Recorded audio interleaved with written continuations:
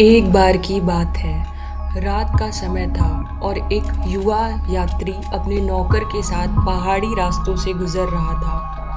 वो घायल था और थका हुआ भी। अचानक उसे दूर से एक पुराना वीरान सा किला नजर आया। रहने की जगह न होने की वजह से उसने वहीं रात बिताने का फैसला किया। किले के अंदर जाते ही उसने एक कमरा चुना। एक ऐसा कमरा जो बेहद अजीब था। दीवारों पर पुरानी पेंटिंग्स टंगी हुई थी। मोमबत्तियों की हल्की रोशनी उन पेंटिंग्स पर पड़ रही थी और पूरा माहौल रहस्यमय लग रहा था। रात गहराती गई। नींद आने से पहले उसकी नज़र दीवार पर टंगी एक तस्वीर पर जा टिकी। एक ओवल फ्रेम में बनी हुई तस्वीर। वो तस्वीर थी एक बेहद खूबसूरत औरत की, इतनी हद तक जीवंत कि लगता था अभी सांस ले लेगी।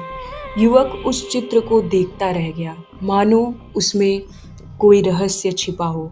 तभी उसके पास रखी किताब में उसे उस पेंटिंग की कहानी मिलती है और कहानी कहती है, वो औरत एक महान चित्रकार की पत्नी थी। चित्रकार कला का दीवाना था और उसकी पत्नी उससे बेइंतहा मोहब्बत करती थी। जब उसने पति की ख्वाहिश सुनी कि वो उसका चित्र बनाना चाहता है, तो उसने बिना शिकायत किए हामी भर दी। दिन गुजरते गए, चित्रकार पेंटिंग में डूबता चला गया। वो रंगों और ब्रश में खो गया और अपनी पत्नी को भूल गया। वो औरत घंटों तक उसी जगह बैठी रहती, कमज़ोर होती जाती, पीली पड़ती जाती, मगर मुस्कुराती रहती, क्योंकि वो अपने पति की खुशी देख रही थी। आखिरकार महीनों बाद चित्र पूरा हुआ। चित्रकार ने आखिरी ब्रश स्ट्रोक लगाया और खुशी से चिल्लाया, this is the life itself. लेकिन लेकिन जब उसने पीछे मुड़कर देखा, उसकी पत्नी अब जिंदा नहीं थी। उसने अपनी जान देकर उस तस्वीर को जिंदगी दे दी थी और उसी वक्त कहानी खत्म हो गई। मगर वो ओवल पेंटिंग आज भी उसी वीरान किले में लटका है और जो भी उसे देखता है, उसकी आत्मा उस औरत की खामोश नज़रों में खो जाती है।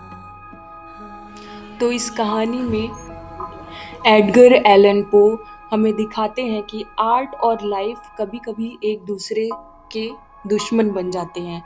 पेंटर अपनी ऑब्सेशन में बीवी की जिंदगी खो देता है और इसीलिए द ओवल पोर्ट्रेट सिर्फ एक कहानी नहीं, एक चिंता है, एक सवाल है। क्या कला को अमर बनाने के लिए हमें अपनी जिंदगी का रंग खोना पड़ता है? She was dead but the painting was alive.